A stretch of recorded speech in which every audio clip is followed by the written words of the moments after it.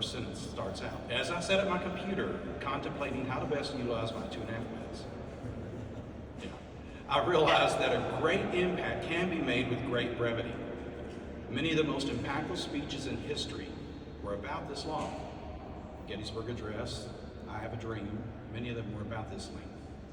Now, I'm not comparing myself to those guys, okay? I'm just saying short speeches, you can say a lot. So at this point, the timekeeper can start keeping time if they want. Here's where I officially start. First, I would like to make it clear that, as I said, I had in my notes that I was tricked into this, and my wife said, that sounds awful. And I said, well, okay, I'll change it a little bit. She called me, Carolyn called me and said, I'm going through some of the notes, I need some background on the foundation. Do you have time to answer some questions? I said, sure. So an hour later, as we finished the phone call, or maybe an hour and a half, I don't remember, I didn't think another thing about it. So, but I am glad, and I am here because of the foundation. I'm not here for me. So it dawned on me, you don't really want to know much about me, you want to know about the foundation, I would think, and how it was born. As was mentioned, it was born out of pain and gosh, I'm so crying. Told myself not to do that. Excuse me. It was born out of pain and anguish as a simple man watched good friends. Give me just a moment.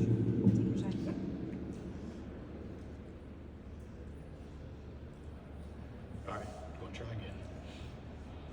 I watched them go through a lot.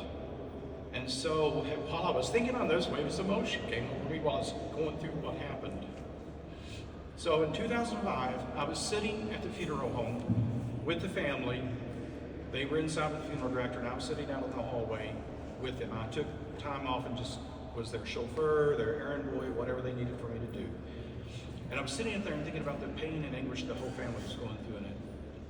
It didn't dawn on me at the time, but I believe God put a burden on my heart to step up and do something.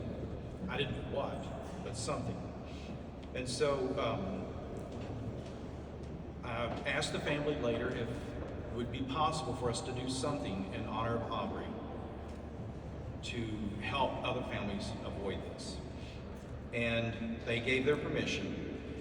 And so I took inspiration for the name of the foundation from the song. I don't know how many of you have looked at our website. If you haven't, please do. But the family was closer to us than just friends. They were like true family. Their kids seemed like our nieces and nephews, but anyway. So it really impacted my son, who is an artist, and he went and wrote a song for Aubrey, went to a recording studio the next day and recorded it, and it was played at Aubrey's funeral. And I also was blessed to be able to speak at that funeral.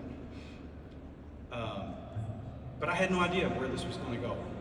Here I am in the state capitol speaking for the foundation. Well, not officially, I guess, but more or less. It's almost 2 decades later, and that what was a seed has grown into a very mature organization. We have a very clear vision, and I need to thank several people. Since this is an accepted speech, I don't need to tell you all about eating disorders, which I normally would do. So the folks that need to be thanked are my wife, who is videoing this for me, and I hope she wasn't zoomed in when I have a little emotional time. So I thank her for all of her encouragement, and she encouraged Aubrey's mom, Marilyn, to make speeches. People needed to know the story. Marilyn is unable to be here today. She's not a public speaker. She doesn't like public speaking. In fact, almost every speech she starts, she says, I'd give anything not to be here. She means that because she's there because Aubrey's gone, but she also doesn't like public speaking, but she has done a good job of representing the story. I need to thank my son, who was inspired to write the song that night. I need to, and by the way, you can listen to the song. Can you still listen to the song on our website? Don't know, okay. Well, if you ever want to hear it, you can find me on social media out there. I need to thank Aubrey's family for blessing this effort and for the foundation and all the years they have supported the foundation with their time and resources. And I need to give a special shout out to someone named Carolyn Ferber, our executive director. She doesn't know I'm going to say this. I didn't tell her ahead of time. She had no idea what she was getting herself into when she accepted the offer. But I remember sitting there in the interview, I had a consultant help me, and we were interviewing people for the position. And when we decided on her, I know when we called her and she said yes, she did not know what she was in for. Am I right on that? She has become an advocate herself in this. Yes, she's our executive director. She's the only paid member that we have. Everybody else is volunteer. But her heart is truly in it. And so without her, I believe God brought her to us, and without her, we would not be where we are today.